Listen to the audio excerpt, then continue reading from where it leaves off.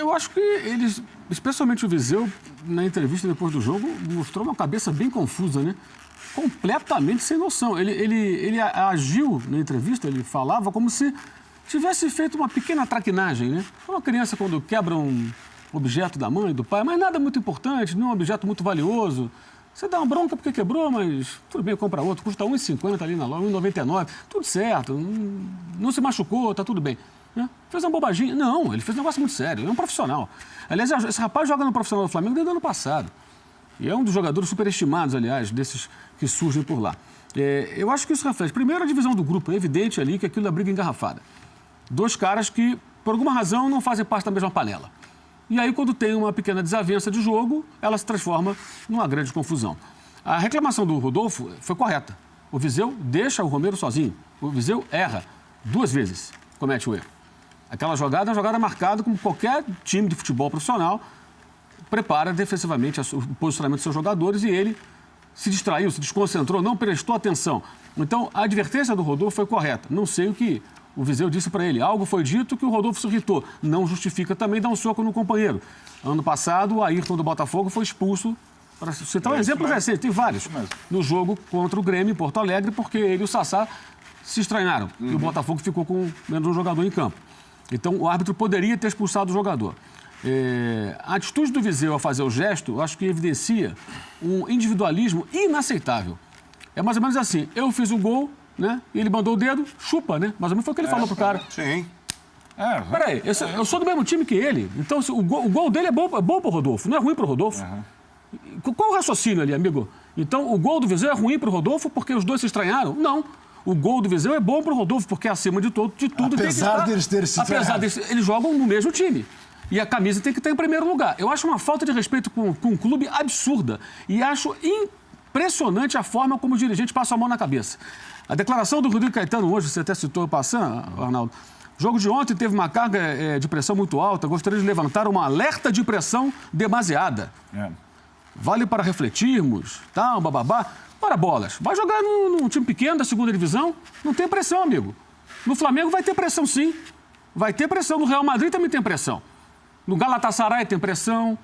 No Boca Juniors tem pressão. Aliás, perdeu pro Racing ontem 2-1. Todo lugar tem pressão. Time grande. Time pequeno não tem pressão, porque não tem torcida, não tem mídia, não tem muito dinheiro envolvido. Então, você resolve ali entre vocês mesmos.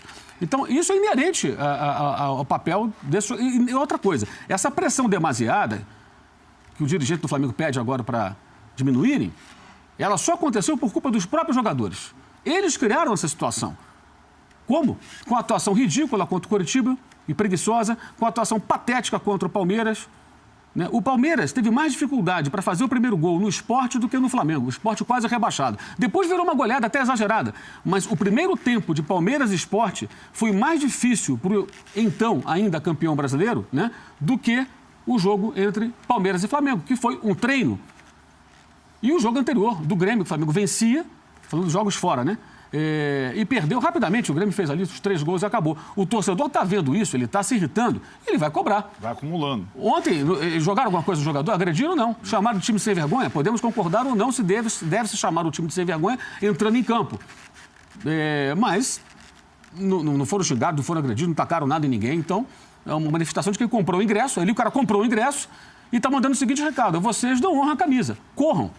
Eles correram ontem, se empenharam. Agora, isso tudo que aconteceu ontem, eu acho que, primeiro, envergonha o clube. Tem torcedor que se orgulha porque eu acho que eles não entendem muito bem o tamanho do Flamengo. E confundem raça. Até pus ontem alguns exemplos de raça no Twitter, como Almir Pernambuquinho, que fez um gol uma vez contra o Bangu, ralando a cara na lama, na terra, né? Ou o Valido, que fez o gol do primeiro tricampeonato do Flamengo com febre de 39 graus, um argentino, né? O Zizinho jogou com perna quebrada. Rondinelli fraturou a mandíbula na final do Brasileiro de 1980 contra o Atlético por impedir um chute do Éder. O Éder chutava, parecia um cavalo. O maluco do Rondinelli, que era o deus da raça, por isso pôs a cabeça na frente, fraturou a mandíbula e não jogou a final, jogou manguito. E existem vários exemplos, como em todos os grandes clubes, você vai encontrar referências de jogadores raçudos, guerreiros, essa coisa toda. Então, raça, entrega, dedicação, amor à camisa é outra história. Não é se desentender com o cara do teu time. Pelo amor de Deus. Então, você vai entender que o desentendimento de 2 jogadores do mesmo time, as vaidades, as diferenças pessoais, falaram mais alto do que o interesse do time no momento que o Flamengo vencia um jogo. E aí, de fato, o Corinthians está de ressaca, não é problema do Flamengo, ele tinha que vencer o jogo, precisava da vitória, a vitória estava encaminhada, e se os dois fossem expulsos, ou seja, se o árbitro não for... Quem foi o Banana foi o juiz ontem, né? Não foi o Flamengo. Então, se o juiz não fosse o Banana, ele expulsaria os dois, embora também ache até que pode ser um certo exagero, concordo com o Arnaldo com relação a isso, mas a lei lá diz isso, ele poderia expulsar. Ele aliviou, ele administrou. Ele não teve coragem de expulsar nenhum nem outro. Se expulsa os dois, é outro jogo. O Corinthians volta com 11 contra 9, e de repente empata ou vira o jogo. E aí?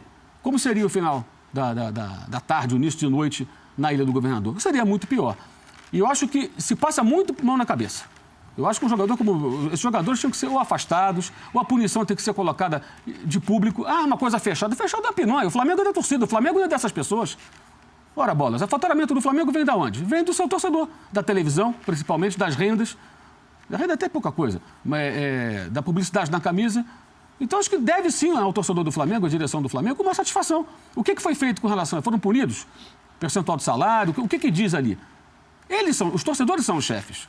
E não foram respeitados ontem. Acho impressionante como realmente algumas pessoas, como disse o Jean, têm a facilidade para entender esse tipo de comportamento como algo positivo. No tipo positivo não tem nada. Agora, até entenderia o seguinte, eu compreendo quando um jogador com muita vontade de ganhar se desentende com o adversário, que quer desestabilizá-lo e aí até eventualmente perde a cabeça ou faz uma bobagem. Você está contra o seu adversário, o seu oponente.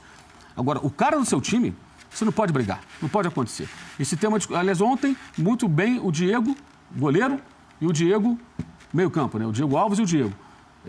Jogando bem os dois, muito bem, e participando como apaziguadores naquele momento. Agora, o gesto do Viseu é mais ou menos o seguinte, eu estou jogando para mim. Eu fiz o gol. Você é do meu time, mas ao mesmo tempo você não é. Então, toma aí, cara. Quer dizer, que coisa absurda, que coisa patética. E isso só mostra a falta de comando. O futebol do Flamengo não tem comando. Não se iludam com essa vitória. Ainda é muito pouco para achar que tudo está uma maravilha. Enfrentou um adversário desfalcado, um Corinthians de ressaca, né? Fez o seu papel, o Flamengo venceu, mas ainda tem ainda pelo menos 2 jogos contra o Júnior Barranquilla, né? Tem um jogo contra o Santos, não tem ainda a vaga na Libertadores garantida. Tem nada garantido.